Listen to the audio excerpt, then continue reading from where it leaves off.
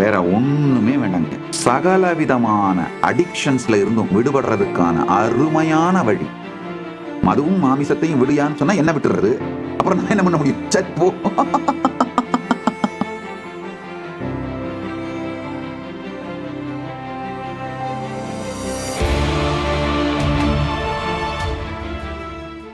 நல்லா புரிஞ்சுக்கங்க. உங்களுக்குள்ள இருக்கிற ஒட்டுண்ணிகள் தான் குறிப்பிட்ட உணவு வகைக்கு உங்களை அடிமையாக வைத்திருக்கின்றது.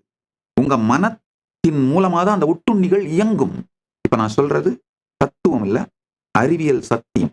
கூகுள் பண்ணி பாருங்க. Cholesterol, fat related food, the fat which is sitting inside you makes you addicted to the same kind of food which raises your cholesterol and fat. இந்த ரெண்டு ஒன்றோடு தொடர்புடையது. அதனால ஃபேட்டையும் கொலஸ்ட்ராலையும் ஒன்னா சொல்றேன். The fatty foods, the craving, fatty foodsக்கான craving உள்ள இருக்கிற parasites தான் உருவாக்குது. அதே மாதிரி ஸ்வீட் கிரேவிங் இதெல்லாமாவது பரவாயில்ல, மிகப்பெரிய பிரச்சனை இல்லை.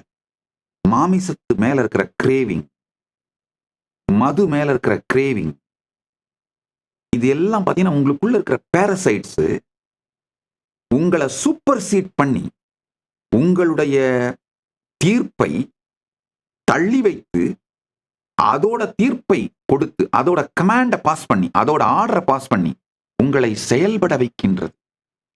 வேற ஒண்ணுமே வேண்டாங்க. சகல விதமான அடிமை தலைகள் அடிக்ஷன்ஸ்ல இருந்தும் விடுபடுறதுக்கான அருமையான வழி. நீங்க இப்ப என்ன சாப்பிடுறீங்களோ அதையே நினைதல் இல்லாது நுகருக, நினைதல் இல்லாது அனுபவிக்க. நான் ஒன்னும் உங்களை பந்தப்படுத்தல, கட்டுப்படுத்தல, இதை மட்டும் சாப்பிடுங்க அதை மட்டும் சாப்பிடுங்கன்னு சொல்லல.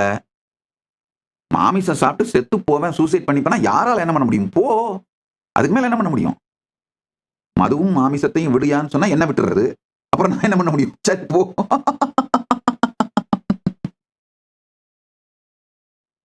ஒருத்தர் வேக வேகமா வந்து சொன்னார், சாமி, புகைப்பிடிப்பதால் ஏற்படும் கெட்ட பழக்கங்களை பற்றி ஒரு பெரிய புத்தகம் படிச்சேன் சாமி, அப்புறம் விட்டுட்டேன் சாமி. நான் கேட்டேன், புகைப்பிடிக்கிறத விட்டீங்களா? இல்ல சாமி, இந்த மாதிரி புத்தகத்தை எல்லாம் படிச்சு மனசை குழப்பிக்கிறத விட்டுட்டேன் சாமி.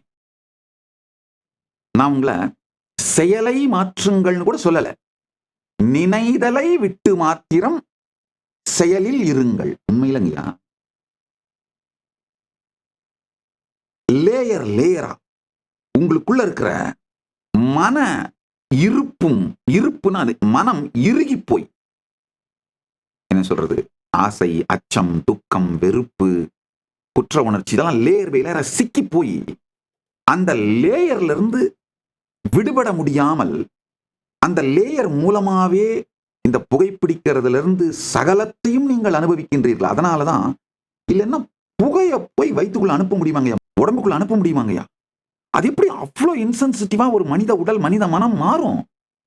நினைதல் இன்றி வாழ்தல் அறியாததனால் நினைத்து பார்க்க முடியாத பழக்கங்களுக்கெல்லாம் மனிதன் அடிமையாகின்றான்.